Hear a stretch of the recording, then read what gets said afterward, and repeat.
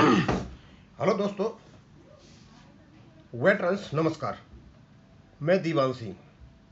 जिस प्रकार से मैंने अपना एक्ट 1995 और एक्ट 1970 का रिलेशन संबंध बना करके इंटरप्रेट किया है, उससे साफ जाहिर हो जाता है एक बहुत ही सशक्त रेगुलेशन जो पेंशन अपडेशन का है, उसे जानबूझकर आईबीए और यूएफयू की मिली भगत से रोका गया और इसमें सहयोग मिला डीएफएस का और अन्य लोगों का। और इतना ही नहीं है, ये जितने भी हमारे यूट्यूबर्स हैं जो कुछ लिखा होता है या पढ़ के चले जाते हैं और कहानी बना के चले जाते हैं, लोगों को बहका के चले जाते हैं, ये बंदर यूट्यूबरों का भी बहुत हाथ है। इन बंदर यूट्यूबरों का उतना ही हाथ है जितना हाथ जानबूझ करके जिनको जानकारी थी उनने रोका, और जिनको जानकारी नहीं थी ये सारे के सारे बंदर यूट्यूबर थे और इनको सहयोग दिया हमारे ही लोगों ने, इनको व्यूज दे दे करके। इन लोगों ने कभी नहीं पढ़ा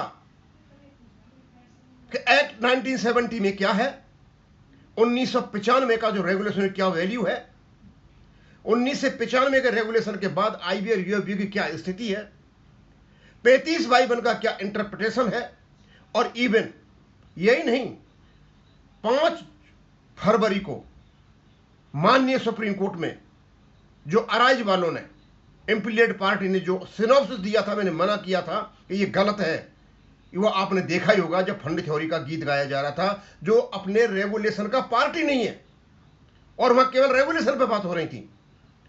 बिल्ली के भाग से छीका टूटा, रेगुलेशन पकड़ा गया। हमने एक सिनॉप्सिस हल्का सा भेज दिया था सेवाराम जी को, उसी लाइन पर जब पता चला और जो निकल करके आया माननीय चीफ जस्टिस साहब विक्रमनाथ जी का जो स्टेटमेंट ऑब्जर्वेशन, जिसने हमारी आशाएं खिला दी कि हमारा अपडेशन हो जाएगा। दोस्तों, इसी बात पर आज मैं और कुछ क्लैरिफिकेशन करना चाहता हूं और मैं बात करूंगा केवल और केवल या तो एक्ट 1970 की और या मैं बीपीआर 995 की। उससे बाहर इधर उधर बात नहीं करूंगा। यह भी नहीं करूंगा कि ये आरबीआई लाइन का है, ये आगे की लाइन का है या पीछे की लाइन का है। ये हमारे ही लोगों ने आरबीआई लाइन अपने ही रेगुलेशन को नुकसान पहुंचाया। अब आप देख लो कितनी टीमें लगी हुई थी इसमें, इसको नुकसान पहुंचाने के लिए। आईबीए इसमें था, यूएफबी इसमें था, हमारे ही लोग इसमें थे, डीएफएस इसमें था, इवन फाइनेंस मिनिस्ट्री इसमें थी, और ये कोई बंदर यूट्यूबर भी इसी में थे। खैर एनीवे, बहुत सारी चीजें आपको सामने आएंगी और हम सारी चीजों को क्लियर कर देंगे। अब मुझे पता नहीं कि हमारे जो एडवोकेट्स हैं वो किस प्रकार इन चीजों को ले रहे हैं। मैं तो सेवाराम जी को सुना था, वो कह रहे थे हमने आईबीए के सारे लेटर इकट्ठे कर लिए हैं, आईबीए ने ये कहा था, आईबीए ने ये कहा था, आईबीए ने ये कहा था, आईबीए ने ये तीर मारे थे। अरे भाई सेवाराम जी, उसका कोई महत्व नहीं है। यूजलेस बात कर रहे हो आप as a advocate of the supreme court. आपको बात करनी है केवल और केवल रेगुलेशन 1995 का, रेगुलेशन 35.1। आप उसको अच्छी तरह से इंटरप्रेट कीजिए, उसमें आपका पेंशन अपडेशन है, उसे कोई रोक नहीं सकता। आप जब आर्गुमेंट ही नहीं कर पाओगे, आप इंटरप्रेट ही नहीं कर पाओगे, तो कोर्ट क्या करेगा। और मुझे नहीं लगता कि आपकी तैयारी है, बड़ी स्पष्ट रूप से कह रहा हूं मैं, मुझे नहीं लगता इन वकीलों की कोई तैयारी है।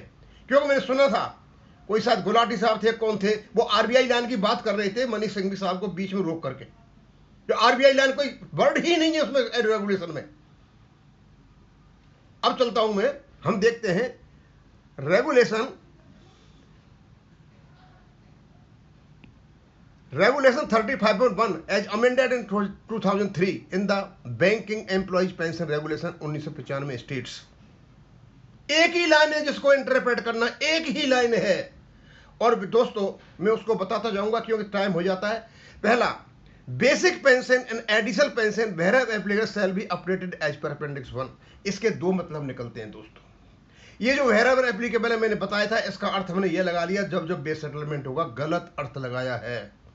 आपकी दो चीजें एंड से जुड़ी हुई हैं, बेसिक पेंशन और एडिशनल पेंशन, और कॉमा लगा हुआ है। इनके आगे वर्ब है shall be updated as per appendix 1, दोनों का अपडेशन होगा। अब इसको तोड़ करके देख ले, basic pension shall be updated as per appendix 1 एक चीज, और एडिशनल पेंशन वेरेवर एप्लीकेबल, अब ये वेरेवर एप्लीकेबल केवल और केवल आया है किसके लिए? एडिशनल पेंशन के लिए। एडिशनल पेंशन भी जहां भी लागू होती है, हर एक पर लागू नहीं होती।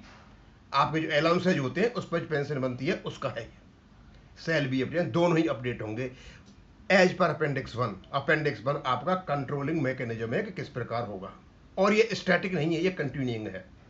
2003 में वही लैंग्वेज है 1995 में थी। अब मैं इसको चलता हूं। The plain and legal meaning appears to be the following: where applicable does not itself mean at every base settlement। Clear है? where applicable her base settlement से संबंधित नहीं है, क्यों होता तो टाइम्स whenever होता, wherever है ये। तो क्या है फिर? The phrase only means the updation shall apply in all cases और categories where the regulation becomes operative relevant. It is a conditional expression, not a time, ये टाइम शेड्यूल नहीं है, कंडीशनल एक्सप्रेशन है। कहने का मतलब सभी केसेज में, सभी केस बेसिक पेंशन अपडेशन और एडिशनल पेंशन, ये है केस, इन दोनों में लागू होगा। ये है केस इसमें wherever applicable, ये wherever applicable के लिए है। आगे shall be updated in mandatory language, इसका कहने की जरूरत नहीं है। जहां लॉ में सेल भी आ गया तो मेरी डिस्क्रिशनरी पावर नहीं चलेगी, मैं चाहूँ लगाऊं या नहीं लगाऊं, मैं नहीं है, या सेल भी है, लगाना पड़ेगा, ऑब्लिगेटरी है, अपडेशन करना पड़ेगा। ये 2003 में है। The use of the word shall indicates binding obligation, not a discretionary power. Therefore once the condition for updation arise, pension updation can not orderly be denied. Pension updation को deny नहीं कर सकते, ना इसमें बैंक की चलेगी, IBA का तो रोल ही नहीं है, यूएफबी का रोल ही नहीं है, ये नहीं कर सकते, ये हम देंगे नहीं देंगे, ये नहीं कर सकते, देना पड़ेगा। Next, as per appendix is the controlling mechanism. दोस्तों सबसे बड़ा यदि इंपॉर्टेंट इसमें कोई प्रोविजन है तो वो है एज पर अपेंडिक्स। ये हम लीगल लैंग्वेज में समझाएंगे आपको। एज पर अपेंडिक्स अपडेशन होगा, कैसे होगा? एज पर अपेंडिक्स, इसका मतलब प्रोसीजर है उसमें, मैकेनिज्म है, कोई ऑपरेटिव मैकेनिज्म, कंट्रोलिंग मैकेनिज्म है उसमें। अब ये कंट्रोलिंग मैकेनिज्म कहां से आएगी? स्वाभाविक सी बात है, या तो आपके जो बेस सेटलमेंट है उससे आएगी, या बैंक बनाएंगे, जो भी बनाएंगे, अपडेशन तो होगा, और उस चीज को मेंशन किया जाएगा अपेंडिक्स 1 में। तो स्वाभाविक सी बात है, जब आप बेस सेटलमेंट होंगे उस समय आपकी मैकेनिज्म निकल करके आएगी। इसको रोका नहीं गया है, कोई लिमिटिंग लैंग्वेज नहीं है इसकी कहीं भी। कोई ये कहे कि एक ही टाइम के लिए था, नहीं, no, there is no limiting language, it is continuing. This is the most important part as per appendix 1। सबसे इंपॉर्टेंट पार्ट यही है, अपडेशन इससे हुआ कैसा? The regulation does not itself provide the numerical formula, instead it direct the updation must be carried out according to the appendix 1. Therefore appendix 1 becomes an integral statutory mechanism for determining how updation is to be implemented. पता नहीं क्या क्या अर्थ लगाया, कईयों ने कहा appendix 1 में एक टाइम दे रखा है 31 उन्हीं के लिए लागू है। अरे भाई ये बता रहा है आपको, क्या बता रहा है? It becomes an integral statutory mechanism. Statutory mechanism है, ये प्रोसीजर है, और ये कैसे होगा वो बता रहा है। और कैसे होगा ये स्टैट्यूटरी बॉडी डिसाइड करेंगी, उसमें लिख करके भैया ऐसे होगा। भैया इससे ज्यादा और क्या चाहिए? Next, interpretation that a formula must be created reflected in appendix 1 during each wage क्या revision has substantial logical force. अब इस प्रकार का फॉर्मूला हर बेस रिवीजन में आना चाहिए, ये बहुत इंपॉर्टेंट है। तो since base settlement periodically revise pay scales and regulation 35(1) mandates updation as per appendix 1, the practical implication is that the appendix must contain or reflect the operative formula, fitment method, corresponding revision, basis necessary for pension updation for each revision of wages। जब भी revision होगा तो इन सारी चीजों को base settlement के time पे बताया जाएगा कि पेंशन कैसे रिवीजन होगी, एज पर अपेंडिक्स में जोड़ दिया जाएगा। Next, therefore the stronger impression is not merely that updation may happen after settlements, but the regulation contemplates a continuing mechanism linked with revised pay structure। और इसीलिए ये मे का वर्ड नहीं है, यहां आपका इससे जुड़ जाएगा रिवाइज मैकेनिज्म।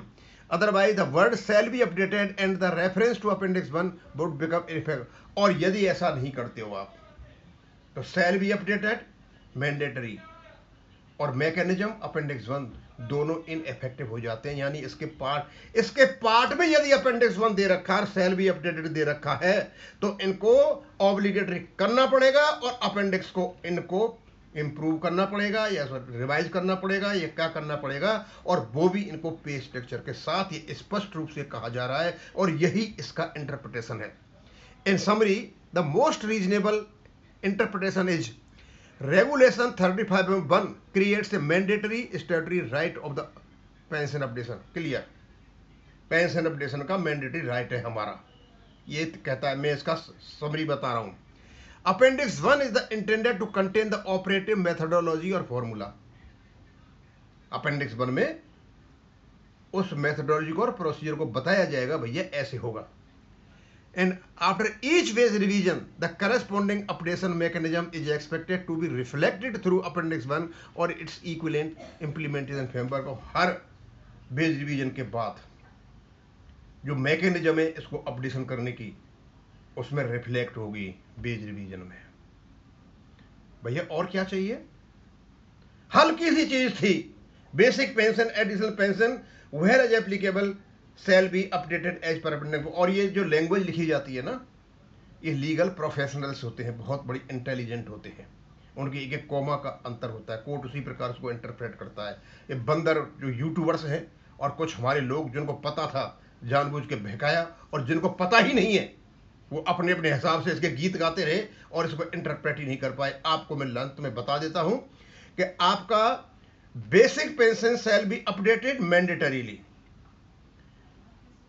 एडिशनल पेंशन जहां भी लागू है wherever applicable shall be updated as per appendix 1। इस अपेंडिक्स 1 को के अनुसार, अब ये अपेंडिक्स 1 स्टैटिक नहीं है, कोई 31/10/1987 तक नहीं है, ये आगे तक चलेगी। और जैसे जैसे बेस सेटलमेंट आएंगे इसमें सारी मेथडोलॉजी आएगी जो ये लेकर के नहीं आए। और इसी चीज से ध्यान हटाने के लिए IBA ने दिया सुप्रीम कोर्ट में हलफनामा। इसी चीज से ध्यान हटाने के लिए DFS ने दिया राज्यसभा और लोकसभा में एग्जीक्यूटिव का स्टेटमेंट। और इसी चीज से ध्यान हटाने के लिए हमारे ही कुछ लोग अपने को बहुत ज्यादा इंटेलिजेंट समझने वाले बकवास करते रहे, और जो यूट्यूबर बंदर हैं उनके बस की तो ये बात है ही नहीं। अब इसको यहीं खत्म करूंगा। थैंक यू, धन्यवाद।